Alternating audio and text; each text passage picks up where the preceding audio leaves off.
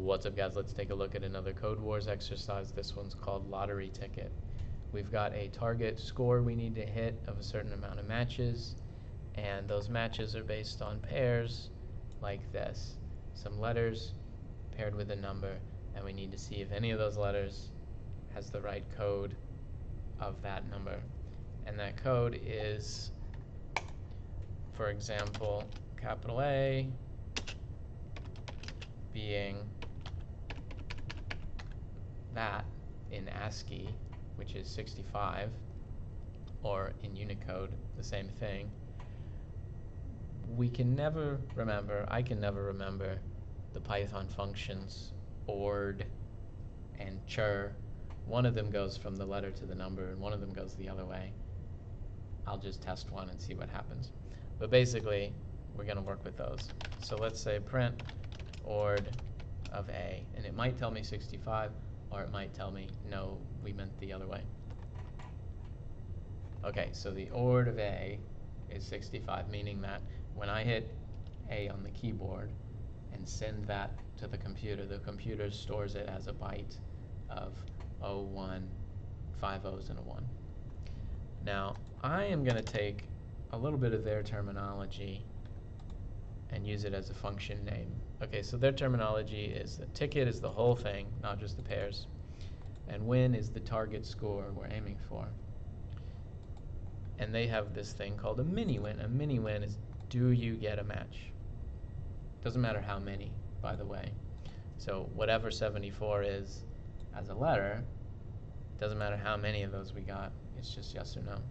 So I'm going to say mini, and then I'll give it a pair, meaning one of these lists of letter and number. And then we'll break it up using unpacking or destructuring.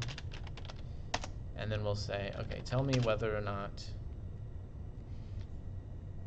how are we going to compare these? I could do the ord of all the letters compared to this number, but it seems like it would be less work to do the other way once, right? I'm changing one number instead of a bunch of letters.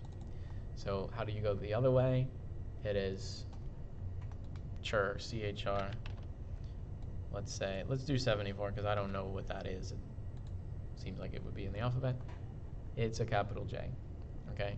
So if I say, tell me whether the chur of number is in letters, that'll give me yes or no, mini win of that pair. So let's do a little test. Mini of this guy. This should say yes, because there is a match. A does correspond to 65, and there is an A in there. And let's do one that's not a match. There's no J in there.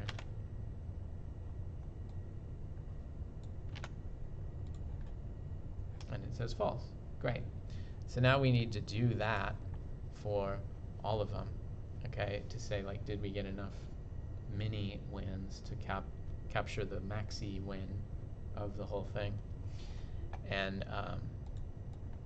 we can do that the classic way with like total and then for pair and ticket, if mini pair total plus equal 1,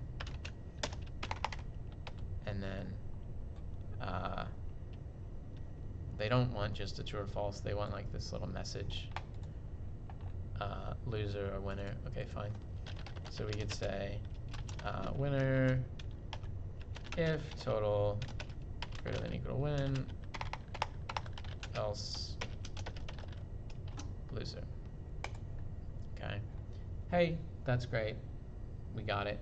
But I always like to notice these patterns that can be absorbed by a built-in function. So for example, anytime you start with 0 and you add things up, that could be turned into sum, S-U-M. You're adding up numbers in a list, or you're adding up, in this case, Booleans, whether or not, you know, false is 0 and true is 1. We could much more concisely just say, hey, give me the sum of those. So I could say sum of that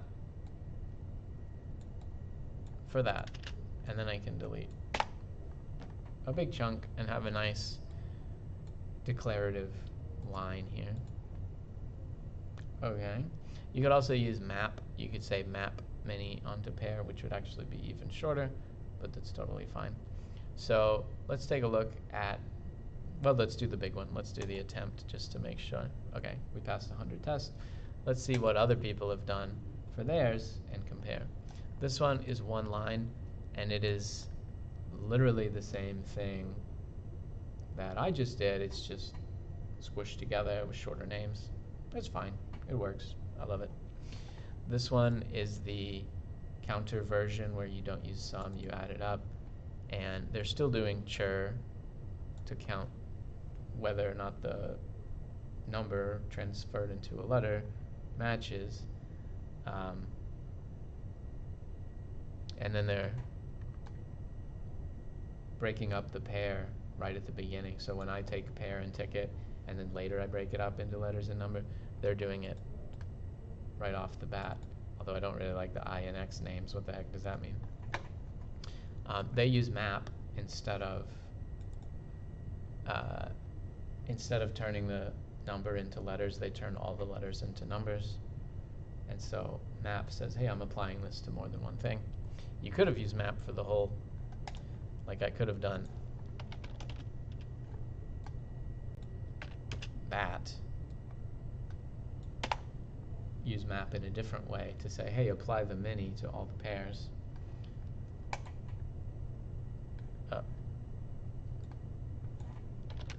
Like that. And that would work too. But it seems like if you scroll through, we see different combos of the same idea. We break it up into pairs. At some point, we break the pairs up into letters and number, maybe right away or maybe after you spin it off into its own little job.